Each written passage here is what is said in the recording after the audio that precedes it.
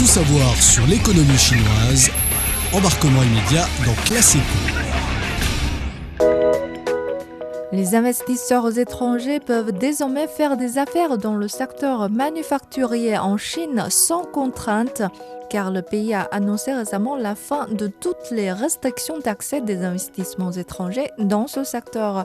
Cette levée complète de restrictions va-t-elle impacter le secteur manufacturier chinois? On en parle aujourd'hui.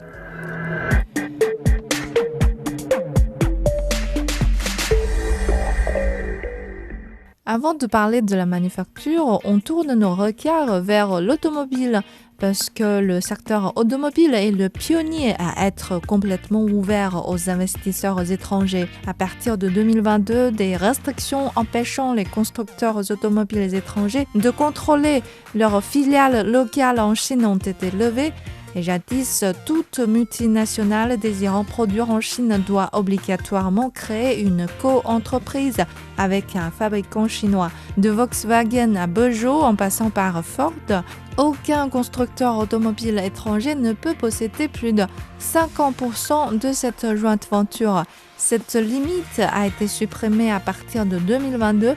La fin des restrictions dans le secteur automobile pourrait-elle donner des marges accrues aux constructeurs étrangers au détriment de l'industrie automobile locale? Pas vraiment.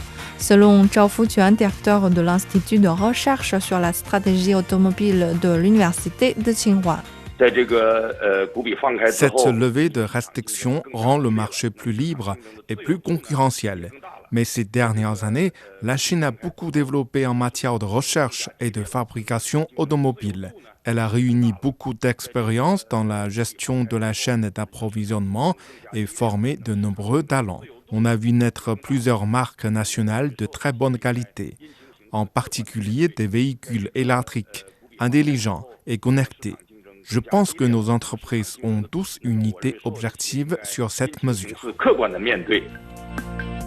Donc, si j'emprunte un mot à la mode en Chine, l'ouverture du marché automobile produit un effet du poisson-chat, comme les pêcheurs norvégiens qui mettent un poisson-chat dans le réservoir pour garder leurs sardines vivantes. La venue d'un compétiteur puissant sur le marché motive tout le monde, y compris les faibles, à mieux performer. On a vu le succès grandissant des voitures électriques chinoises. Alors que beaucoup de pays concentrent leurs économies sur le secteur des services, la Chine continue de parier sur son économie réelle, en renforçant sa position de chef de file mondial dans le secteur manufacturier. La valeur ajoutée de l'industrie manufacturière représente presque 30% du montant total mondial et l'échelle de son industrie manufacturière s'est classée au premier rang mondial pour la 13e année consécutive selon les statistiques officielles du ministère de l'Industrie et des Technologies de l'Information.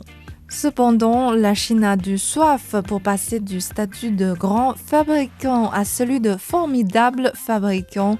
Pour y arriver, elle a besoin de ressources internationales, en particulier à un moment où les États-Unis tentent continuellement de resserrer les restrictions pour limiter leurs investissements dans l'industrie manufacturière de pointe en Chine. Pour attirer les capacités de fabrication de pointe du monde entier, un bon environnement commercial et un élargissement de l'ouverture sont indispensables. Dès 2021, la levée complète des restrictions est déjà appliquée dans les 21 zones de libre-échange pilote. L'accès au marché manufacturier y est totalement libre pour les investisseurs étrangers. Et 2 ans d'expérience donnent lieu enfin à cette restriction totale. Les analystes ont quant à eux déclaré que la compétitivité de la Chine dans le secteur manufacturier restait forte à l'échelle internationale et qu'elle était capable de gérer l'ouverture totale du marché. Selon les derniers chiffres du ministère du Commerce, le secteur manufacturier a utilisé plus de 260 milliards de yuan, l'équivalent de 26 milliards de dollars de capitaux étrangers au cours des 9 premiers mois de cette année, soit une augmentation de 2,4% en glissement annuel. Parmi ces investissements, les capitaux étrangers dans les industries de haute technologie ont augmenté de plus de 12%. Voilà, c'est la fin de cette émission. Merci de l'avoir suivi. À la prochaine.